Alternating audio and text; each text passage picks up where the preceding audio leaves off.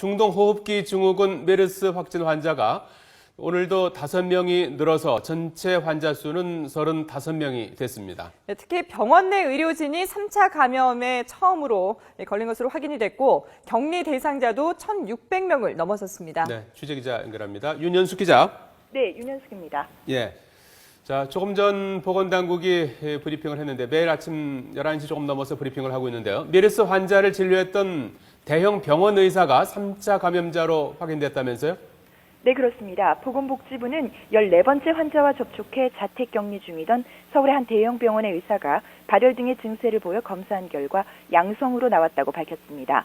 30대 남성 의사로 지난달 27일 2차 감염자인 14번째 확진 환자를 진료한 뒤 자택에 격리됐고 31일부터 발열 등의 메르스 의심 증세를 보여 국가지정격리병원으로 옮겨져 치료를 받고 있는 상태였습니다.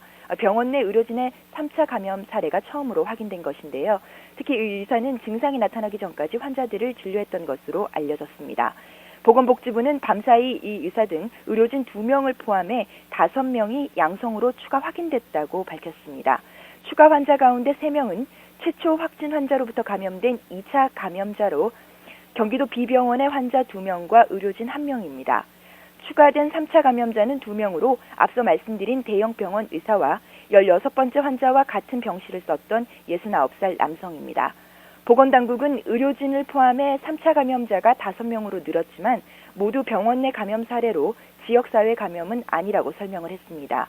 또 공군이 밝힌 양성 판정을 받은 군인의 경우 군병원 1차 검사에서 양성으로 나온 것이고 아직 확진 판정이 나오지는 않았다고 덧붙였습니다. 대전에서 메르스 3차 감염이 의심됐던 80대 남성이 사망한 것과 관련해서도 현재 메르스 연관 여부를 확인하기 위해 검사가 진행 중인 상태라고 밝혔습니다.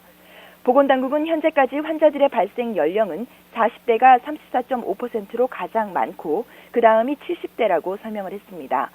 또 평균 잠복기는 6.5일로 나타나 기존에 알려진 메르스 잠복기인 2일에서 14일의 중간 정도에 해당하는 분포를 보이고 있다고 설명했습니다. 환자 35명 가운데 2명이 사망해 현재까지 치사율은 5.7%라고 덧붙였는데요. 환자들의 상태에 대해서도 설명을 했습니다. 환자 35명 가운데 3명은 완전히 회복돼 퇴원을 준비하고 있고 3명은 여전히 상태가 불안정하다고 밝혔습니다. 메르스 신고와 관련해서는 하루 메르스 상담 전화가 3,300통 넘게 걸려와 하루 사이 3배 넘게 폭증했다고 설명을 했습니다. 네, 이 메르스 확진 환자가 계속 늘어나는 만큼 격리되는 사람들도 계속 늘고 있죠? 네, 그렇습니다. 보건당국이 오늘 브리핑에서 밝힌 메르스 감염자와 직간접적으로 접촉해 격리된 사람은 모두 1,667명으로 어제보다 300명 넘게 늘었습니다. 이 가운데 164명이 시설에 나머지 1,503명은 집에 격리돼 있다고 설명을 했는데요.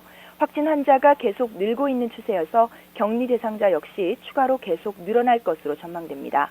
보건당국은 역학조사 분석과 전문가들의 논의를 거쳐 조만간 특단의 대책을 마련할 계획이라며 국민들에게 안심하고 메르스를 관리할 수 있는 방안에 대해 말씀드리겠다고 설명을 했습니다. 지금까지 문화사회정책부에서 YTN 윤현숙입니다.